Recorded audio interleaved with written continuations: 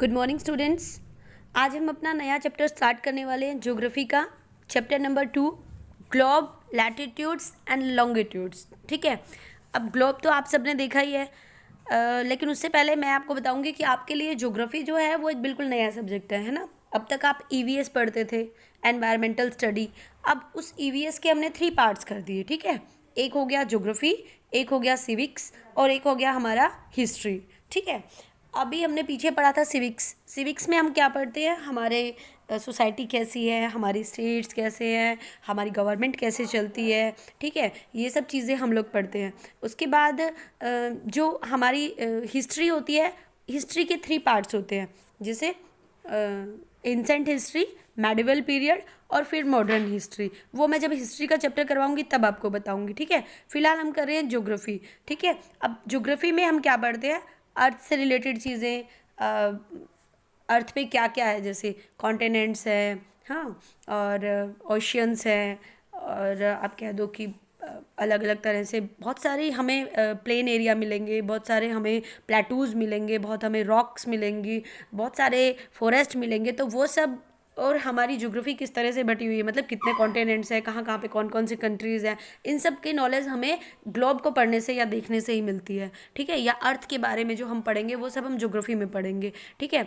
आप लोगों ने अभी अभी क्योंकि ये स्टार्ट करी है ज्योग्राफी पढ़ना, तो आप सबके लिए आप ये मान लो कि ग्लोब को पढ़ोगे या अर्थ के बारे में पढ़ोगे तो वो आपकी एक बेसिक इन्फॉर्मेशन होगी, और वो एक आपका जो कहते हैं ना आपकी फाउंडेशन होगी। आप जैसे 10th तक जाओगे तो आपको इसके बारे में बहुत डीप पढ़ना होगा, लेकिन फिलहाल जो हम स्टडी करेंगे वो ये कि अर्थ पे है क्या, एक्चुअल में अर्थ क्या है ना।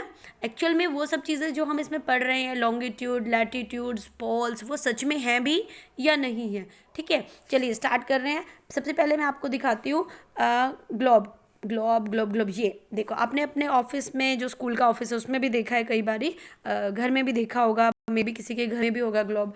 अब ये ग्लोब है क्या, एक्चुअल हम इसको बोलते हैं कि ये हमारी क्या है, हमने अर्थ को इस तरह से डिफाइन करने की कोशिश की, आपको बताने के लिए ग्लोब बनाया गया है कि हम आपको बता सकें कि एक्चुअल में अर्थ की जो शेप है वो ऐसी है।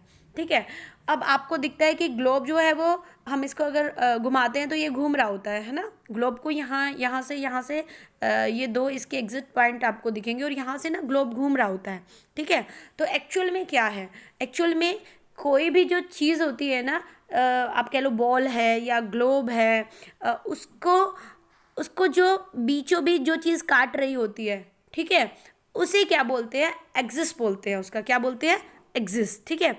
एक्सिस क्या है, अब ये देखिए, ये वो बीच का पॉइंट है जिसकी वजह से क्या हो रहा है, हमारी जो धरती है वो घूम रही है, अर्थ जो है वो रोटेट हो रही है। ठीक है। इसी के ऊपर बस, अब ध्यान रखना इसी के ऊपर। लेकिन एक चीज़ जो आपको देखनी है, समझनी है कि एक्चुअल में, ध्यान से समझना मेरी बात, एक्चुअल में ऐसी कोई लाइन नहीं है। ठीक है। एक्चुअल में जो मैंने अभी बनाई थी ऐसी कोई लाइन नहीं है, ये सिर्फ इमेजिनरी लाइन है। हम सिर्फ इसको पढ़ने के लिए, समझने के लिए आपको बता रहे हैं। एक्चुअल में अर्थ के बीच में ऐसी कोई लोहे की राड नहीं लगी हुई है, ऐसा कोई स्टिक नहीं लगी हुई है। ये सिर्फ आपको समझाने के लिए बताया गया है कि ये जैसे आप टॉप से खेलते हो, लट्टू होता है ना जिसको आप घुमाते हो, उसके बीच में एक लंबी सी रॉड लगी होती है छोटी सी, उसके ऊपर से वो घूम रहा होता है।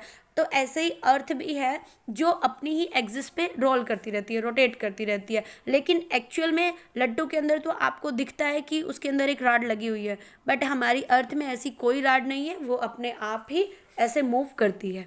ठीक है। ये हमारा क्या हो जाता है, एक्सिस। ठीक है। अब एक्सिस में एक बात समझ लीजिए, कहाँ से एक्सिस जो है, मतलब जो 2 पॉइंट है, मेन पॉइंट, एक तो ये वाला पॉइंट और एक हमारा ये वाला पॉइंट है ना।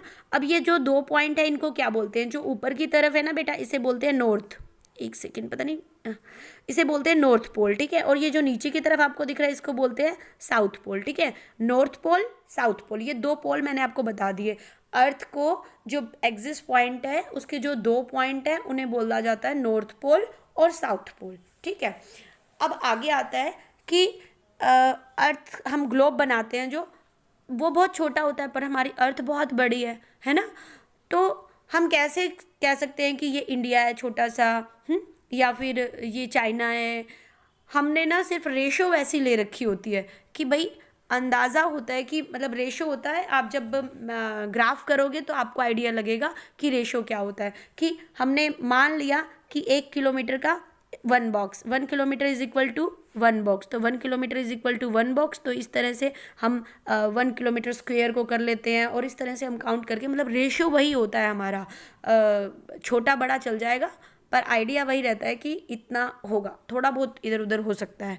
ठीक है, उसके बाद जो मेन बात आपकी बुक में है उससे रिलेटेड करते हैं। मैंने आपको ग्लोब के बारे में थोड़ा सा बता दिया, ठीक है, आगे भी बताती रहूँगी, पर ये क्योंकि बेसिक सी बात बतानी थी आपको कि एक्चुअल में अर्थ के अंदर ऐसा कुछ नहीं होता, सब लाइन्स इमेजिनरी होती हैं। ठीक है, अब यहाँ से स्टार्ट करते हैं अपन। हाँ, उन्होंने कहा in the previous chapter you have read that our planet Earth is not a sphere. आपने प्रीवियस चैप्टर में पढ़ा है कि हमारी जो अर्थ है, जो प्लैनेट है, सोलर सिस्टम, जो सोलर सन की जो फैमिली है उसमें एक प्लैनेट है हमारा अर्थ, और जो अर्थ है वो स्फेयर नहीं है। ठीक है, मतलब एकदम से बिल्कुल आप ये कहो कि बिल्कुल गोल है, ऐसा भी नहीं है। वो आप ना देखना नॉर्थ और साउथ पोल पे वो थोड़ा सा दबा हुआ है एक तरह से। ठीक है, और इसीलिए वो बिल्कुल स्फेयर भी नहीं दिखता है आपको, बिल्कुल बॉल जैसा भी करके नहीं दिखता है आपको। ठीक है, अजी उसकी जो मौसमी टाइप कहते हैं ना, ऑरेंज टाइप, उस टाइप की नहीं, बी पोल्स में से थोड़ा सा दबा हुआ है, प्रेशर है उसके ऊपर पोल्स पे।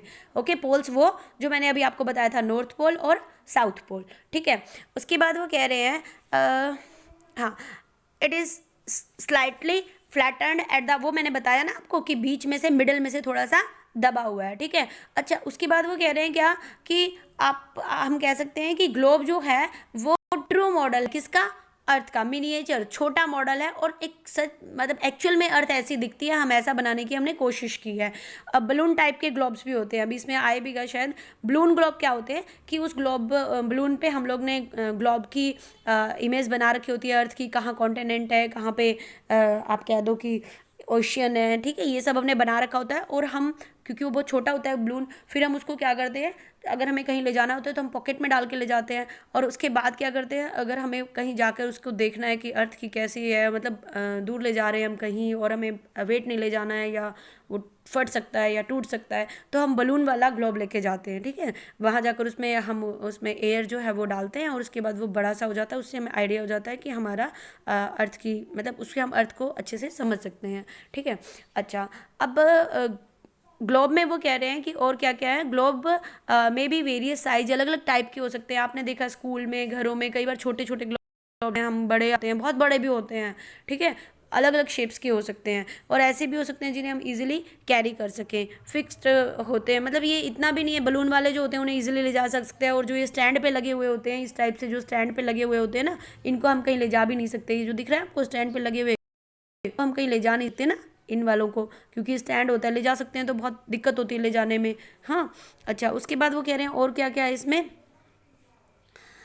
ओके, ग्लोब को हम एक काम और कर सकते हैं, रोटेट करके आपको दिखा सकते हैं, मतलब घुमा सकते हैं। ये जो एग्जिस्ट पॉइंट थे ना, इससे हम घुमा सकते हैं, जबकि हम अगर मैप पे अपना मैप देखते हैं, पेपर पे देखते हैं, तो हम उसे घुमा कर आपको बता नहीं सकते कि कैसी लोकेशन है, कहाँ पे अब दिन होगा, कहाँ पे अब रात होगी, ये सब चीज़ें। तो ग्लोब से हम अर्थ को बहुत इजीली और अच्छे से समझ सकते हैं। ठीक है, वो स्पिन होते हुए हम देख सकते हैं, व्हील जो होता है मतलब उसको घूमते हुए हम देख सकते हैं। ठीक है, और ये कह रहे हैं कि जैसे पॉटर का मतलब जो मटका बनाते हैं ना पॉटर, उनका व्हील जैसे घूमता है, उसी तरह से हमारा ग्लोब भी रोटेट होता रहता है, इसीलिए हम इजीली उससे अपनी अर्थ को समझ सकते हैं। ठीक है, उसके बाद वो कह रहे हैं कि अगर ग्लोब ना हो तो हमें चीज़ों को लोकेट करने में, उनको डिस्क्राइब करने में बहुत दिक्कत होती है। अच्छा, अब जो मैं आपको दिखाने वाली हूँ उसको आप ध्यान से समझिएगा। ठीक है, आपकी बुक में पता नहीं है या नहीं है आपकी बुक में मिल जाएगा आपको ये चीज़ें। ये है आपकी बुक के पेज नंबर 11 पे। ठीक है, पेज नंबर 11 पे आपको दिखेगा figure 2.3 important latitudes and heat zones. लेकिन उससे पहले आपको ये समझना है कि मान लो ये हमारी अर्थ है, ठीक है, जो दिख रही है, और अर्थ को ये बीचों बीच एक लाइन ना कट कर रही है, एक्चुअल में कट नहीं कर रही है, ध्यान रखना। ये कैसी लाइन है, इमेजिनरी लाइन है। हमने सिर्फ अर्थ की स्टडी करने के लिए, उसकी लोकेशन जानने के लिए ऐसी इमेजिनरी लाइन बनाई है, सिर्फ इमेजिन कर रखी है, दिमाग में सोच रखी है, एक्चुअल में ऐसी कोई लाइन नहीं होती है। ठीक है, सिर्फ इसलिए कि हम इससे अर्थ को इजीली समझ सकें। तो जो बीचों बीच लाइन जाती है बेटा, इसे बोलते हैं इक्वेटर। इक्वेटर मतलब 2 इक्वल पार्ट्स में अर्थ को डिवाइड कर दिया, ठीक है। ध्यान रखना, जो बीचों बीच लाइन जा रही है वो है इक्वेटर। आज मैं थोड़ा सा ही करवाऊंगी आपको, पर ध्यान से उसको समझना है। अर्थ को बीचों बीच जो लाइन जा रही है वो इक्वेटर है। ऊपर वाले पार्ट को बोलते हैं नदर्न हेमिस्फेयर, ठीक है, क्योंकि यहाँ पे नॉर्थ पोल है, दिख रहा है आपको ये नॉर्थ पोल, और यहाँ पे है नीचे साउथ पोल। हाँ, तो इसीलिए ये ऊपर वाला सारा हो गया नदर्न हेमिस्फेयर, ये नीचे वाला सारा हो गया सदर्न हेमिस्फेयर, ठीक है। नॉर्थ में हो गया नॉर्थ पोल और साउथ में आ गया साउथ पोल, ठीक है। ये हमारा हो जाता है ईस्ट, ये हमारा है ईस्ट, पता नहीं पेंसिल कैसी है, और ये हमारा है इधर वाला वेस्ट। मैं इसको दोबारा भी एक्सप्लेन करूँगी, पेंसिल कुछ काम नहीं कर रही है ढंग से, ठीक है। ईस्ट हो गया, वेस्ट हो गया, नॉर्थ हो गया, साउथ। अभी इतना ही समझो कि बीच में से जो लाइन जा रही है उसे बोलते हैं इक्वेटर। और ये जो आपको एक इस तरह से लाइन दिख रही है ना, ये रही ट्रॉपिक ऑफ कैंसर दिख रही है, ये है ट्रॉपिक ऑफ कैंसर जो इंडिया के बीचों बीच भी जाती है, और ये है ट्रॉपिक ऑफ कैप्रिकॉर्न, ठीक है। ये 0 डिग्री पे है इक्वेटर, और 23.5 डिग्री पे क्या है, नॉर्थ पोल में होगी tropic of cancer. 23.5 degree south pole में जो जाएगी, मतलब साउथ हेमिस्फेयर में जो जाएगी, वो होगी कैप्रिकॉर्न, ठीक है। इतना समझ लीजिए। और इसके बाद जो आगे वाली चीज़ें हैं वो करवाती हूँ। ये 3 चीज़ें आपने बहुत याद रखनी है कि बीच में से जाती है इक्वेटर, ऊपर जा रही है 23.5 डिग्री नॉर्थ में ट्रॉपिक ऑफ कैंसर, नीचे आ रही है ट्रॉपिक ऑफ कैप्रिकॉर्न। ये तीनों चीज़ें आपको पहले याद रखनी है, इनकी डिग्री भी। 0 डिग्री पे इक्वेटर, 23.5 डिग्री पे नॉर्थ पे कैंसर, ठीक है, और 23.5 डिग्री साउथ में ट्रॉपिक ऑफ कैप्रिकॉर्न। ओके, अभी इस वीडियो में इतना करवा रही हूँ, आगे और बताती हूँ। Thank you.